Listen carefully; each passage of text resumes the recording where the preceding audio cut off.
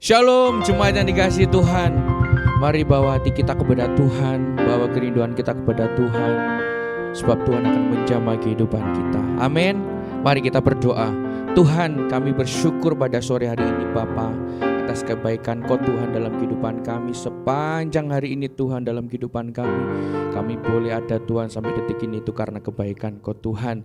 Dan sekarang Bapa, kami akan memuji, mengucap syukur, memuliakan nama-Mu Tuhan. Dan biarkan Kau menjamah kehidupan kami Bapa. Kami serahkan semuanya ke dalam tangan kemurahan-Mu Tuhan. Kami siap memuji dan memuliakan nama Engkau. Hanya di dalam nama Tuhan Yesus Kristus yang percaya katakan amin. Haleluya. Kami bersyukur Tuhan, sebab tangan-Mu Tuhan menopang kehidupan kami, menolong kehidupan kami selalu. Terima kasih Tuhan. Haleluya.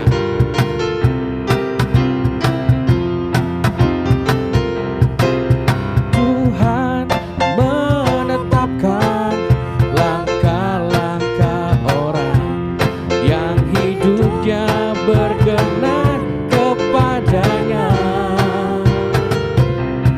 Apabila ia jatuh, tak sampai tergeletak. Amin. Sebab Tuhan menopang tangannya. Tuhan menetapkan langkah-langkah orang.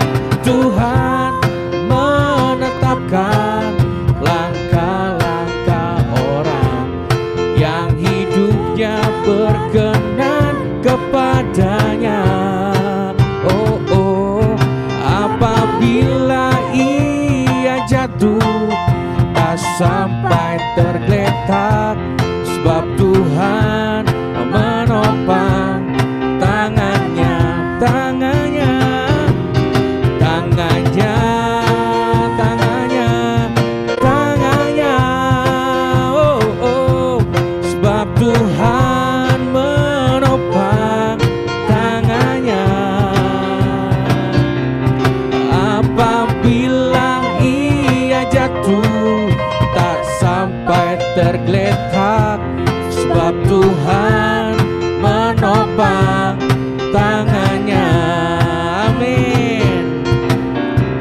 Tuhan menetapkan langkah-langkah orang yang hidupnya berkenan kepadanya. Apabila ia jatuh, tak sampai tergeletak. Sebab Tuhan menopang tangannya, tangannya, tangannya, tangannya, tangannya. Sebab Tuhan menopang tangannya. Apabila ia jatuh, tak sampai tergeletak. Sebab Tuhan menopang tangannya. Oh, tangan-Mu Bapa, tangannya. Tangannya. Sebab Tuhan menopang tangannya. Amin. Apabila ia jatuh, tak sampai tergeletak. Sebab Tuhan menopang tangannya. Semua katakan tangannya. Oh, tangannya, tangannya, tangan-Mu Bapa. Sebab Tuhan menopang tangannya. Amin Tuhan. Apabila ia jatuh, tak sampai tergeletak. Sebab Tuhan menopang tangannya. Sebab Tuhan menopang tangannya. Amin. Sebab Tuhan menopang tangannya.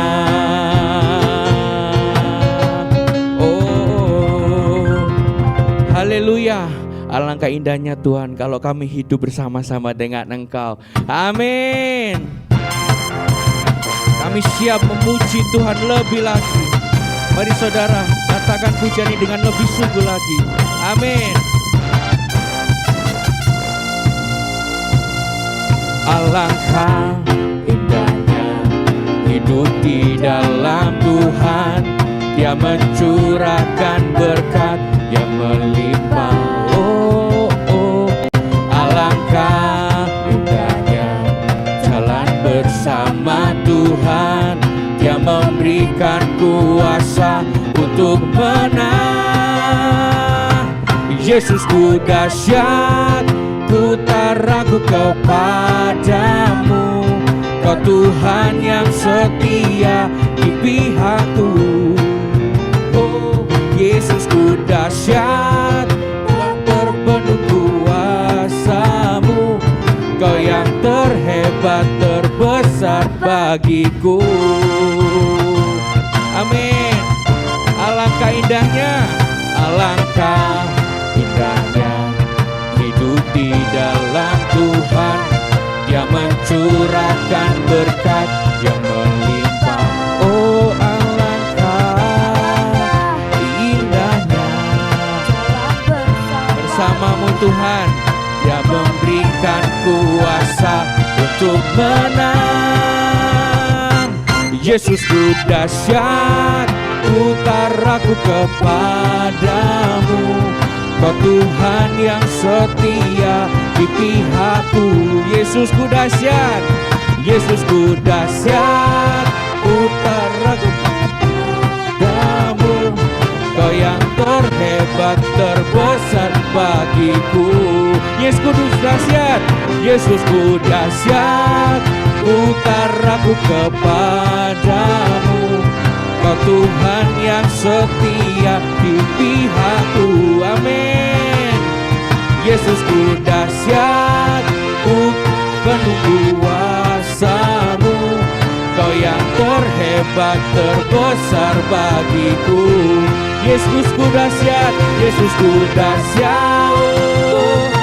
Amin. Kau Tuhan yang setia di pihakku.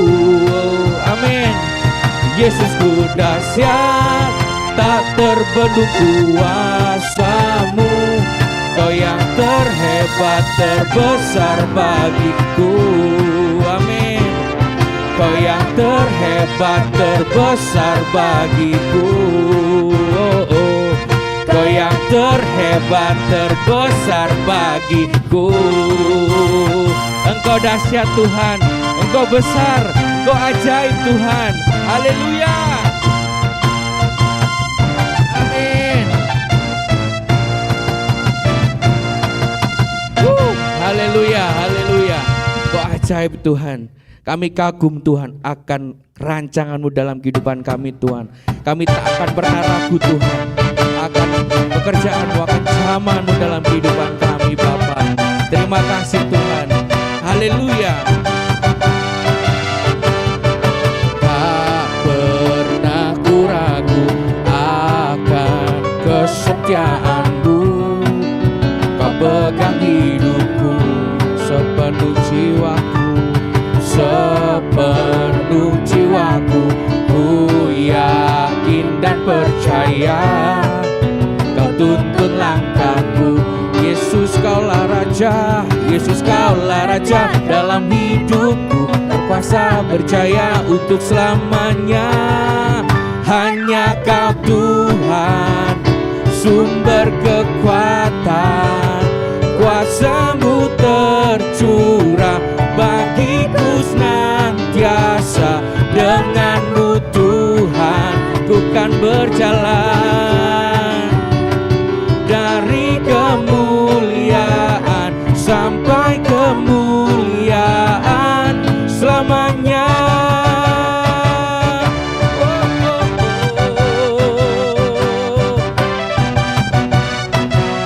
Kami tak ragu Tuhan akan Engkau Bapa. Haleluya. Tak pernah ku ragu akan kesetiaan-Mu. Kau pegang hidupku sepenuh jiwaku Tuhan. Amin. Ku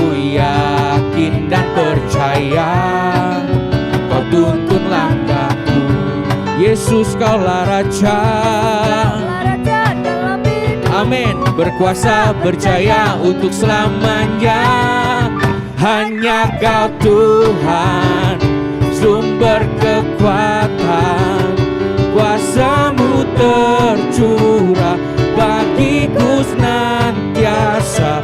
Dengan-Mu Tuhan, ku kan berjalan dari kemuliaan sampai kemuliaan. Dengan-Mu Tuhan, ku kan berjalan tercurah bagiku. Amin. Dengan-Mu Tuhan, ku kan berjalan dari kemuliaan sampai kemuliaan. Dengan-Mu Tuhan, amin. Ku tercurah bagiku senantiasa. Dengan-Mu Tuhan, ku kan berjalan dari kemuliaan sampai kemuliaan selamanya. Amin. Oh, oh, oh. Selamanya. Amin. Selamanya. Engkau baik Tuhan dalam kehidupan kami Bapa. Engkau satu-satunya pengharapan kami. Engkau satu-satunya Tuhan perlindungan kami. Satu-satunya Engkau yang kami andalkan Tuhan di dalam kehidupan kami Bapa. Terima kasih Tuhan. Engkau Tuhan yang setia, waktu-Mu selalu yang terbaik. Engkau Tuhan sandaranku, dan ku hanya kan berharap padamu. Oh, satu-satunya yang ku andalkan, satu-satunya yang ku percaya. Engkau sumber kekuatan, sumber pengharapan, sumber kedamaian. Oh, satu-satunya yang ku andalkan, satu-satunya yang ku percaya. Engkau Tuhan memberkati, Tuhan penyembuhku, Tuhan pemulihku. Ya Bapa, amin. Engkau Tuhan yang setia, waktu-Mu selalu yang terbaik. Oh, Engkau Tuhan sandaranku, dan kami hanya berharap kepada Engkau Tuhan, berharap padamu. Oh, satu-satunya yang ku andalkan, satu-satunya yang ku percaya. Engkau sumber kekuatan, sumber pengharapan, sumber kedamaian. Satu-satunya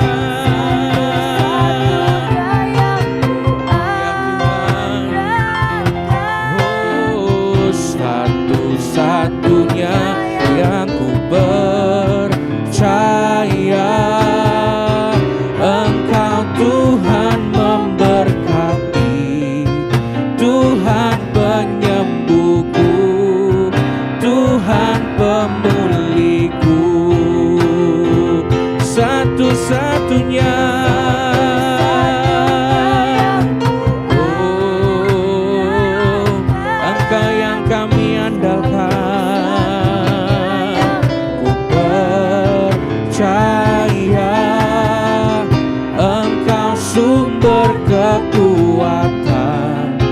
sumber pengharapan, sumber kedamaian, satu-satunya yang ku andalkan, satu-satunya yang ku percaya. Engkau Tuhan memberkati, Tuhan penyembuhku, Tuhan pemulihku. Engkau Tuhan yang setia. Amin. Engkau Tuhan yang setia, waktumu selalu yang terbaik. Engkau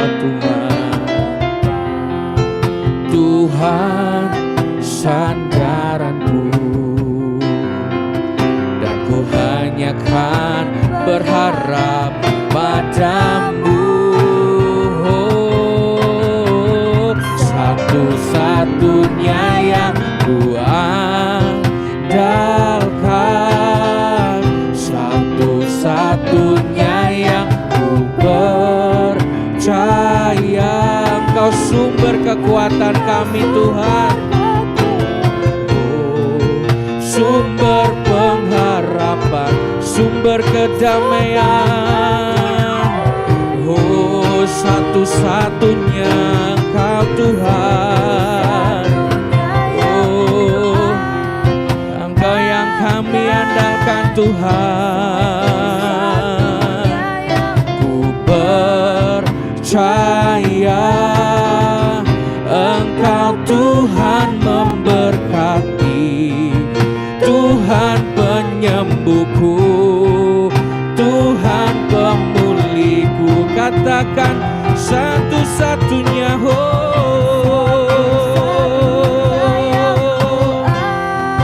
Bapa, satu-satunya yang ku percaya. Engkau sumber kekuatan, sumber pengharapan, sumber kedamaian. Amin Tuhan, satu-satunya.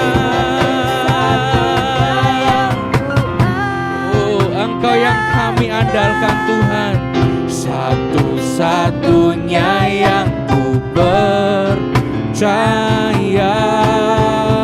Engkau Tuhan memberkati, Tuhan penyembuhku, Tuhan pemulihku.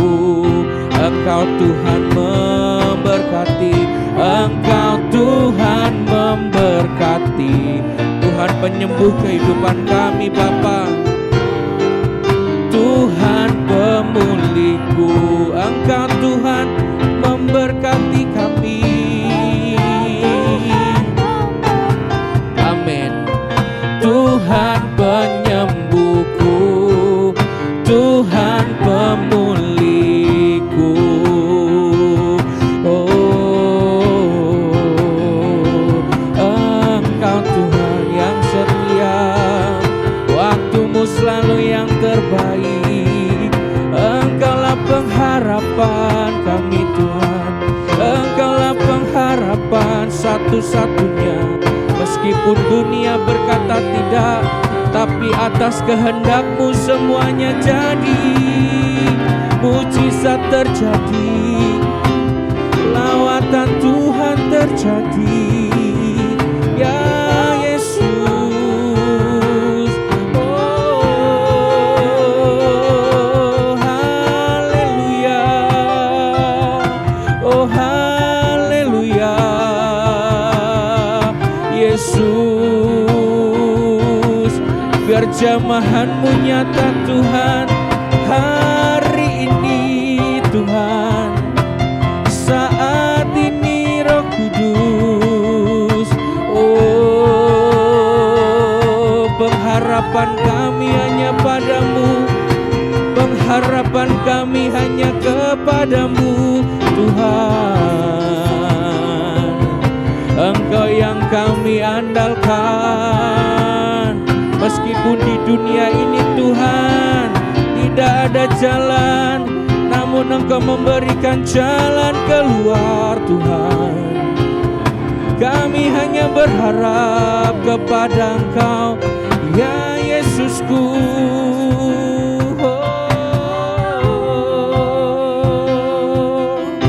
Haleluya. Engkaulah pengharapan kami, Engkaulah pengharapan kami satu-satunya, Yesus Tuhan. Kami rindu Engkau Roh Kudus, lawatlah setiap kami,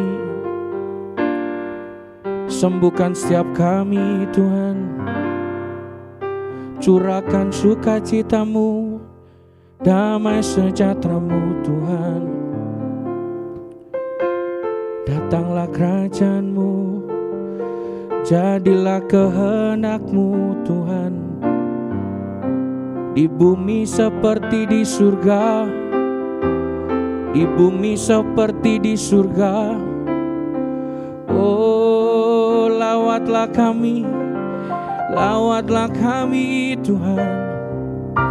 Hanya Kau jawaban kami, hanya Kau Tuhan, tempat perteduhan kami, jawaban setiap doa-doa kami. Kami rindu Engkau Tuhan, melawat setiap kami Tuhan. Haleluya. Engkaulah satu-satunya pengharapan kami. Kami rindu Tuhan. Kami rindu bukan hanya menyanyikan dengan bibir kami. Biarkan Tuhan kami menyanyikan lagu ini dengan hati kami, dengan iman kami Tuhan, bahwa hanya satu-satunya Tuhan, pengharapan kami hanya kepada-Mu Bapa. Satu-satunya yang kami andalkan di dalam kehidupan kami saat ini Tuhan. Kami rindu Tuhan menaikkan pujian ini dengan lebih sungguh lagi. Bapa di surga, kami mengucap syukur kepada-Mu Tuhan atas kebaikan-Mu dalam kehidupan kami. Pada sore hari ini Bapa di surga, kami akan bersama-sama merenungkan firman-Mu. Mari Engkau berkati setiap kami ya Tuhan. Tutup bungkus kami dengan kuat kuasa darah-Mu. Berikan kami pengertian, hikmat dan bijaksana-Mu ya Bapa, sehingga kami boleh mengerti apa yang menjadi isi hati-Mu dalam kehidupan kami. Terima kasih Bapa yang baik. Berfirmanlah kepada kami, karena kami sudah siap untuk mendengarkannya. Dalam nama Yesus kami berdoa. Haleluya. Amin. Shalom Bapak Ibu Saudara-saudara yang dikasihi Tuhan. Sore hari ini kita bersama-sama belajar firman Tuhan dari kitab Filipi, pasal yang kedua ayat yang ketiga.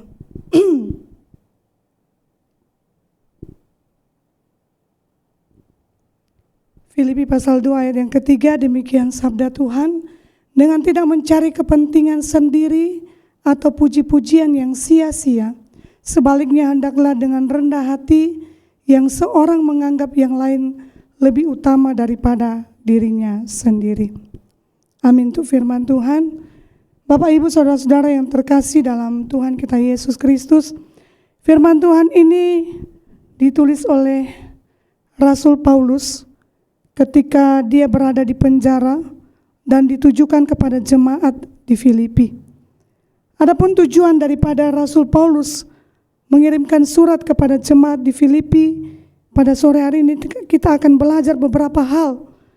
Apa yang menjadi tujuan daripada Rasul Paulus mengirimkan surat kepada jemaat di Filipi, meskipun dalam kondisi terpuruk, meskipun dalam kondisi pada saat itu Rasul Paulus di penjara, tetapi dia tetap mengingat keberadaan jemaat di Filipi. Karena pada saat itu jemaat Filipi sedang mengalami konflik yang sangat hebat. Sehingga dia dengan penuh sukacita dan penuh dengan kesedihan mengirimkan surat atau menuliskan surat kepada jemaat yang di Filipi. Tujuannya yaitu ingin mengarahkan, bahkan mengingatkan jemaat untuk melakukan hal yang tidak berkenan, bahkan hal yang berkenan di hadapan Tuhan. Yang pertama, isi daripada surat Rasul Paulus kepada jemaat di Filipi yang pertama, mencari kepentingan sendiri. Di ayat yang ketiga tadi kita baca, dengan tidak mencari kepentingan sendiri. Di dalam bahasa Yunani, eritheia, yang berarti ambisi dengan tujuan agar dilihat oleh orang lain.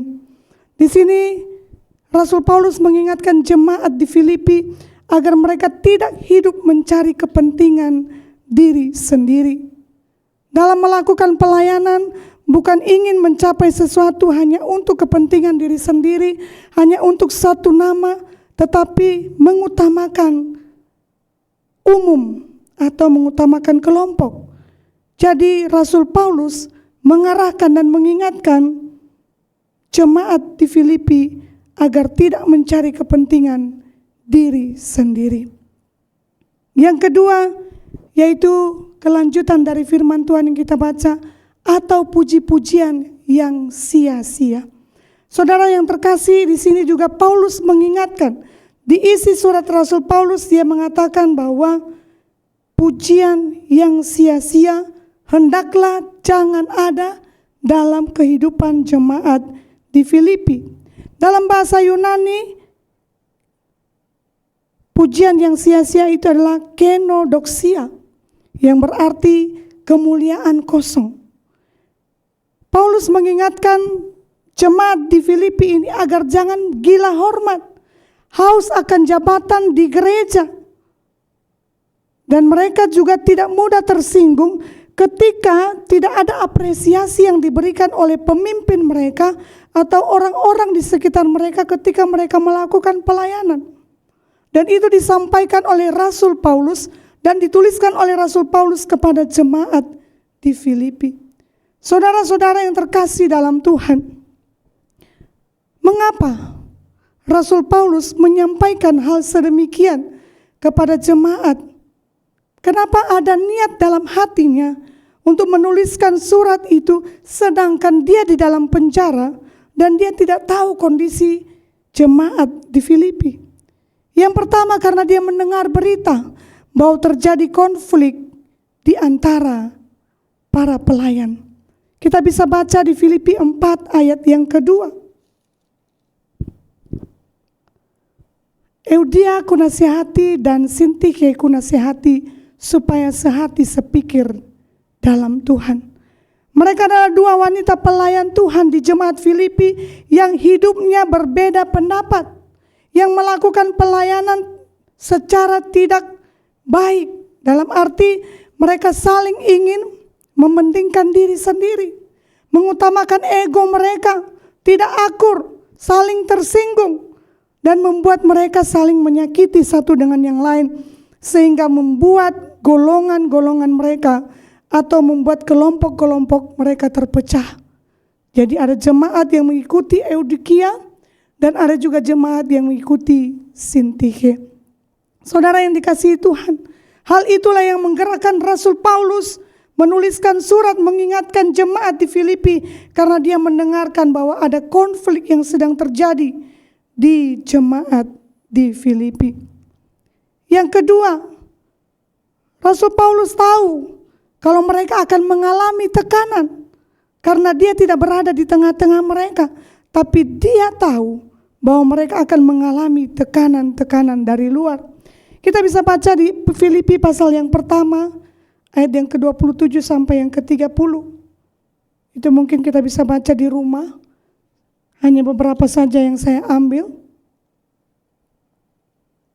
Hanya hendaklah hidup berpadanan dengan Injil Kristus, supaya apabila aku datang aku melihat, dan apabila aku tidak datang aku mendengar, bahwa kamu teguh berdiri dalam satu roh, dan sehati sejiwa berjuang untuk iman yang timbul dari berita Injil. Saudara yang terkasih dalam Tuhan, Rasul Paulus tahu bahwa mereka akan ditekan, sehingga dia mengingatkan bahwa hidup mereka harus berpadanan dengan Injil. supaya mereka tidak tergiur, supaya mereka tidak merasa tertekan oleh karena tekanan-tekanan yang dilakukan oleh orang-orang di sekitar mereka.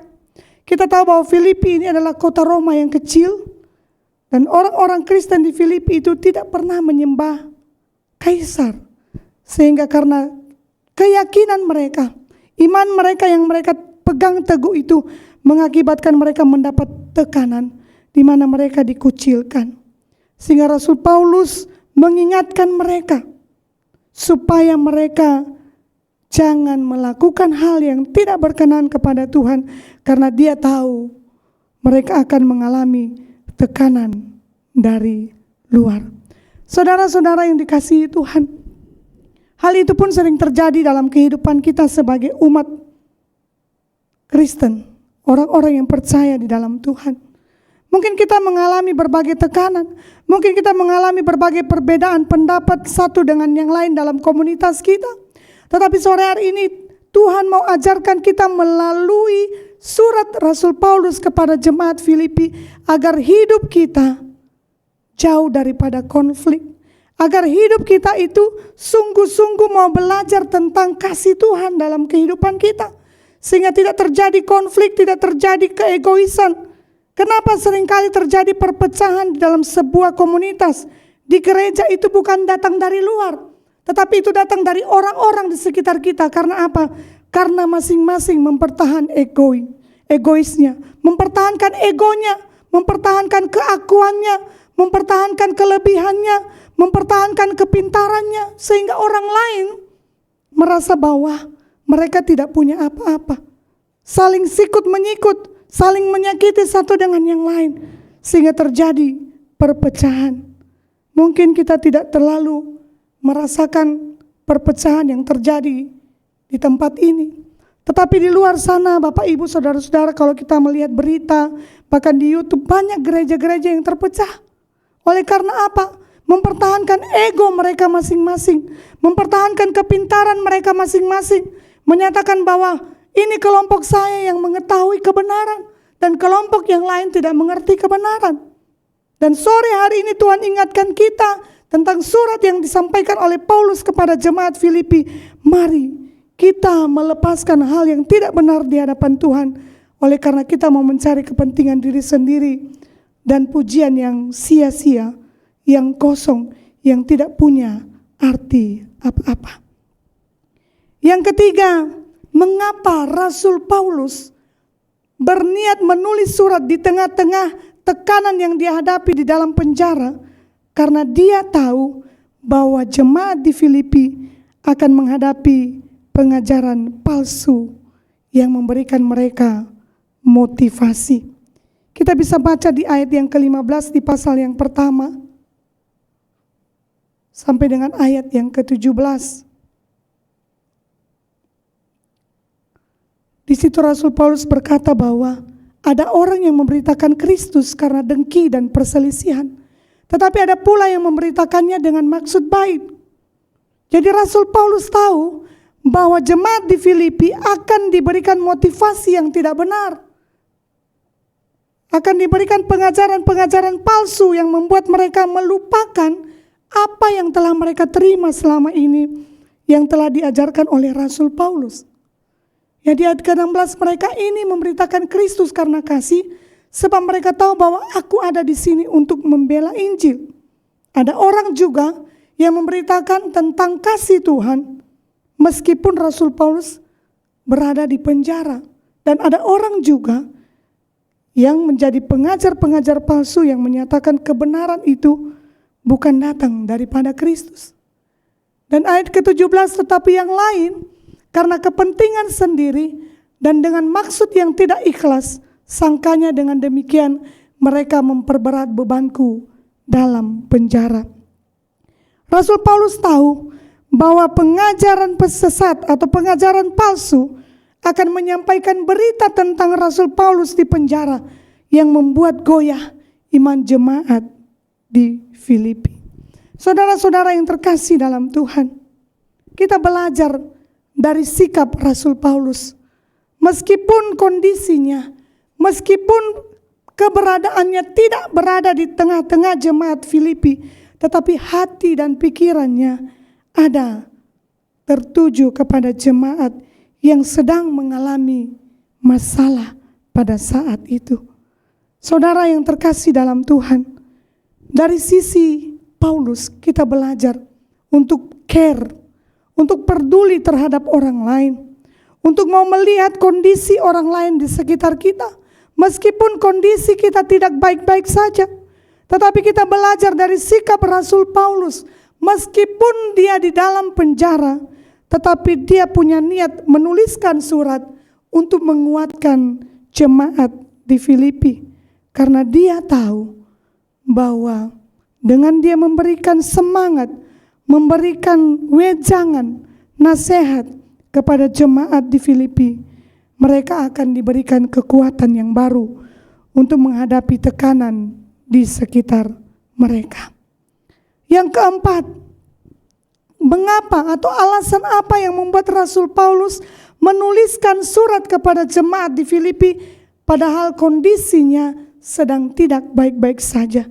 Yaitu karena dia tahu bahwa jemaat di Filipi mulai lupa tentang kasih Kristus. Kalau kita baca di Filipi pasal yang kedua, ayat yang ke-5 sampai dengan ayat yang ke-11, di sini saya ambil di ayat yang ke-7 dan 8. Melainkan telah mengosongkan dirinya sendiri dan mengambil rupa seorang hamba dan menjadi sama dengan manusia. Dan dalam keadaan sebagai manusia ia telah merendahkan dirinya dan taat sampai mati, bahkan sampai mati di kayu salib. Saudara yang terkasih dalam Tuhan, Rasul Paulus tahu bahwa jemaat di Filipi mulai lupa tentang pengorbanan Tuhan Yesus di atas kayu salib.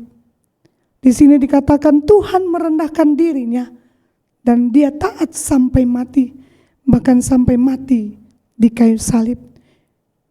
Paulus mengingatkan kepada jemaat di Filipi bahwa pengorbanan Yesus di atas kayu salib sekali untuk selamanya. Sehingga dia rindu menuliskan surat kepada jemaat di Filipi agar mereka tahu, mereka menyadari bahwa mereka hidup karena ditebus oleh Tuhan. Saudara-saudaraku yang dikasihi Tuhan, Tuhan juga mengingatkan kita pada sore hari ini. Jikalau kita sudah melupakan kebaikan Tuhan, jikalau kita sekarang sudah hidup mapan, merasa senang oleh karena anugerah yang Tuhan berikan, Tuhan ingatkan kita pada sore hari ini. Mari kita mengingat pengorbanan Tuhan di atas kayu salib. Kita bukan siapa-siapa, saudara. Kita adalah manusia yang berdosa, yang tidak layak menerima pengampunan. Tetapi oleh karena anugerah Tuhan yang besar, Tuhan mengizinkan dirinya mati di atas kayu salib untuk menebus setiap kita yang melakukan dosa di hadapan Tuhan. Karena ketika kita mulai lupa akan kebaikan Kristus, maka terjadilah yang namanya kesombongan. Saudara yang dikasihi Tuhan, itulah yang sering terjadi dalam umat Tuhan. Ya, mungkin tidak terjadi di gereja kita, tetapi gereja-gereja di luar sana sekarang terjadi hal-hal yang sedemikian. Mereka mengutamakan ego mereka sampai mereka lupa kebaikan Tuhan. Mereka mengutamakan keinginan mereka untuk menjadi orang yang populer, menjadi hamba Tuhan yang populer, menjadi seorang pelayan yang bisa mementingkan diri sendiri, membutuhkan namanya pujian-pujian yang sesungguhnya tidak perlu untuk mendapatkan pujian dari manusia. Tetapi sore hari ini Tuhan ingatkan kita kembali melalui Rasul Paulus. Mari kita belajar dari teladan Kristus. Dengan kematian yang Tuhan berikan, yang pengorbanan yang Tuhan berikan kepada kita, mengajarkan kita bahwa kita ini adalah orang-orang yang sangat dikasihi Tuhan. Saudara yang dikasihi Tuhan, selain dua hal isi surat yang diberikan oleh Rasul Paulus kepada jemaat di Filipi, kita belajar dua hal lagi yang disampaikan oleh Rasul Paulus kepada jemaat di Filipi. Kita boleh baca di ayat yang ketiga di pasal yang kedua. Di situ dikatakan sebaliknya hendaklah dengan rendah hati. Saudara yang dikasihi Tuhan, menurut saudara, menurut kita semua, apa sih rendah hati itu? Ada banyak orang mengatakan rendah hati itu adalah rendah diri. Ada orang yang mengatakan rendah hati itu dia berusaha untuk membuat dirinya menjadi kecil dan orang lain menjadi besar. Tetapi rendah hati menurut versi Allah, yaitu rendah hati itu mengalah. Meskipun kita tahu kita benar, meskipun kita tahu kita sudah melayani Tuhan, tapi mari kita mau mengalah untuk kebaikan. Ya. Rendah hati itu yaitu mengakui kesalahan. Meskipun kita tahu, saudara-saudara, untuk mengakui kesalahan itu tidak mudah. Itu akan membuat kedagingan kita tercabik-cabik. Membuat rasa malu kita itu akan malu terhadap orang lain. Tetapi orang yang rendah hati mau mengakui kesalahan, mau transparan, bertanggung jawab, dan mau menerima masukan, mau menerima kritikan, mau menerima arahan, mau menerima setiap wejangan yang diberikan. Sehingga kehidupan orang yang rendah hati memberikan dampak yang baik dalam sebuah komunitas. Dan di dalam surat Rasul Paulus yang ketiga, yang pertama tadi jangan mementingkan diri sendiri. Yang kedua, jangan pernah mengharapkan pujian yang kosong, pujian yang sia-sia. Dan yang ketiga, dia menghimbau jemaat di Filipi untuk hidup rendah hati. Saudara, tidak mudah menjadi seorang yang rendah hati. Karena dia harus melakukan, harus menyalipkan dirinya dan menjadikan dirinya sebagai berkat bagi orang lain, sebagai panutan bagi orang lain. Sehingga ketika hidup dalam kerendahan hati, dalam sebuah komunitas, di gereja pun akan terjalin yang namanya kedamaian satu dengan yang lain. Di surat Rasul Paulus yang berikutnya yang disampaikan kepada jemaat Filipi, kita bisa baca di ayat yang ke-6, pasal yang kedua.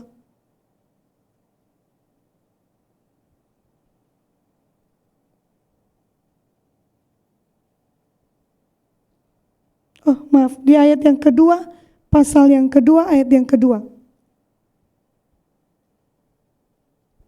Karena itu sempurnakanlah sukacitaku dengan ini, hendaklah kamu sehati sepikir dalam satu kasih, satu jiwa, satu tujuan. Saudaraku yang dikasihi Tuhan, isi surat Rasul Paulus yang berikutnya, dia mengingatkan kepada jemaat Filipi untuk hidup sepikir, satu kasih, satu jiwa, satu tujuan. Di mana ketika mereka memiliki kasih, satu jiwa dan satu tujuan, maka tidak akan terjadi konflik antara satu dengan yang lain. Yang berikutnya di ayat yang keempat, pasal yang kedua. Dan janganlah tiap-tiap orang hanya memperhatikan kepentingannya sendiri, tetapi kepentingan orang lain juga. Di sini isi daripada surat Rasul Paulus yang berikutnya, dia mengajak jemaat Filipi supaya mereka peduli dengan kondisi sesama mereka. Kepentingan orang lain mereka utamakan dan bukan kepentingan diri sendiri. Saudara-saudara yang terkasih dalam Tuhan, mari kita belajar dari situasi yang dialami oleh jemaat di Filipi. Mereka tetap diperhatikan oleh Rasul Paulus meskipun dalam kondisi yang tidak baik-baik saja. Mungkin saat ini saudara-saudara yang dikasihi Tuhan, kita mengalami benturan, kita mengalami kesalahpahaman, kita mengalami berbagai macam masalah satu dengan yang lain, perbedaan pendapat satu dengan yang lain. Tapi mari kita belajar untuk menundukkan diri kita menjadi orang-orang yang rendah hati, yang mau peduli dengan orang lain, dan yang tidak mau mementingkan diri sendiri, tidak mengejar pujian-pujian yang sia-sia, tetapi mau belajar untuk tunduk dan taat kepada kasih Kristus yang sudah mengajarkan kita bahwa kita hidup karena anugerah Tuhan. Saudaraku yang terkasih dalam Tuhan Yesus Kristus, biarlah melalui firman Tuhan pada sore hari ini kita belajar satu hal, bahwa kerendahan hati itu sangat penting di dalam pelayanan. Kerendahan hati sangat penting dalam sebuah komunitas. Dan kerendahan hati itu sangat-sangat penting di dalam kita melakukan pelayanan yang telah Tuhan percayakan bagi kita pribadi lepas pribadi. Sekali lagi Bapak Ibu Saudara-saudara yang dikasihi Tuhan, tujuan daripada Rasul Paulus menuliskan surat yang pertama itu mengajak, bahkan membimbing, mengarahkan jemaat Filipi agar mereka tidak hidup untuk kepentingan diri sendiri. Yang kedua, bukan untuk mencari pujian yang sia-sia, namun yang ketiga, yaitu mereka diajar oleh Rasul Paulus untuk hidup dalam kerendahan hati. Dan yang berikutnya, hidup saling memperhatikan sesama. Dan yang kedua, dan berikutnya, mereka tidak hidup dengan kepentingan diri sendiri. Mari Bapak Ibu Saudara-saudara yang terkasih dalam Tuhan, jikalau pada saat ini kita mengalami hal yang sedemikian, mari kita mulai berbalik dan mulai belajar dari apa yang firman Tuhan katakan, hidup di dalam kerendahan hati.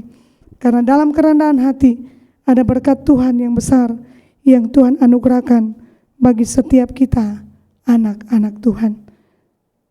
Amin. Untuk kebenaran firman Tuhan, mari kita sama-sama masuk di dalam doa.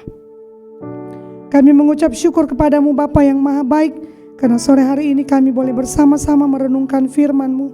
Kami percaya Tuhan, Roh Kudus-Mu yang menuntun kami, Roh Kudus-Mu yang akan terus berbicara kepada setiap kami, sehingga kami boleh melakukan apa yang menjadi kehendak Tuhan.